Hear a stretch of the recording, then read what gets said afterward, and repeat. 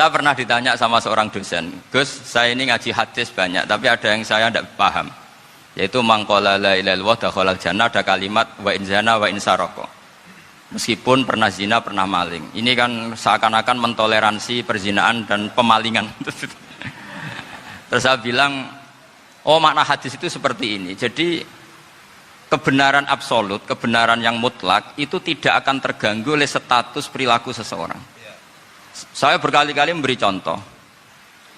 Orang yang ditangkap KPK akan bilang 1 tambah 1 2. KPK-nya juga bilang 2. Rivalitas dalam politik, Pak Prabowo ya bilang 2, Pak Jokowi juga bilang 2. Orang yang zaniyah, yang lonte pun akan bilang 2. Muftinya juga bilang 2. Ketua MUI-nya juga bilang 2. Artinya gini, kebenaran yang absolut adalah kebenaran yang siapapun akan meyakini seperti itu. Seperti 1 ditambah 1, 2. Kamu punya musuh bilang 2. Kalau ibu-ibu ini punya maru, ya marunya bilang 2 tadi tambah mama. Enggak tahu saya terjemahnya apa tadi. Nah, kebenaran yang absolut itu kebenaran yang siapapun pasti mengakui. Dan uniknya begini, saya pernah ngaji acara himmah, acara pondok sarang di Demak. Kalau kamu bilang 1 ditambah 1 menjadi 2, untuk mengatakan 2 itu kamu butuh hadiah enggak? Mereka semua jawab enggak. Kita semua juga saja mengatakan tembok itu putih. Kenapa? Karena memang putih. Kita mengatakan 1 tambah 1 2 karena memang kita tanpa presentasi dapat hadiah, dapat penghormatan. Kenapa untuk mengatakan Allah itu Tuhan kita butuh surga?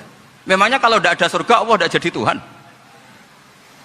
Ini problem orang soleh-soleh yang terlalu pesimis. Makanya nanti orang-orang soleh itu masuk surganya berat. Tapi kalau orang alim lebih gampang kira-kira seperti itu. Iya, karena kan imannya lebih bagus. Dalam hadis qudsi Allah ini yang dibuli orang-orang soleh. Laulam akhluk jannatan wala naron alam akun ahlan an uto'a, dalam hadis qudsi itu.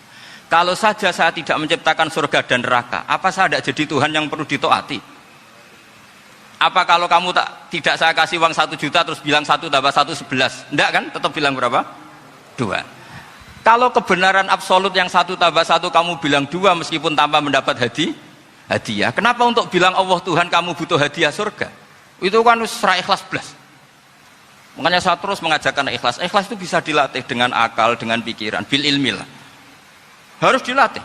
Nah di sini ini momen atau makna yang mestinya harus difahami wa inzana, bahwa kalimat ini sah meskipun dilafatkan seorang yang pernah zina. Sama seperti 1 tambah 1 2 sah, diucapkan siapa saja sah.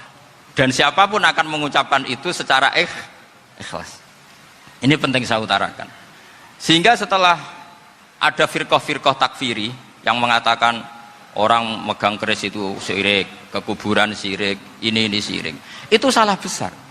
Salahnya adalah tadi kalimat-kalimat atau kebenaran-kebenaran absolut ini sudah jadi sibghatullah man ahsanu minallahi sibghah.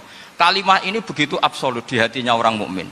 Sehingga ketika terganggu oleh hal-hal yang adat istiadat kayak pegang keris, kayak apa, ini tidak mengganggu. Tetap kualitas iman ini di atas keyakinan adat membawa apa keris.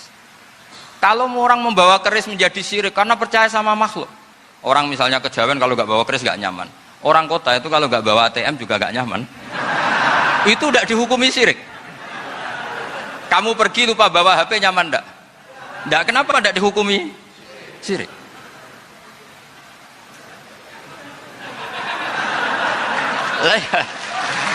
Jadi ini logika-logika. Jadi makanya ini Gus Reza boleh ngeritik saya itu berkali-kali bilang saya termasuk ulama yang mau bikin gerakan cangkem elek.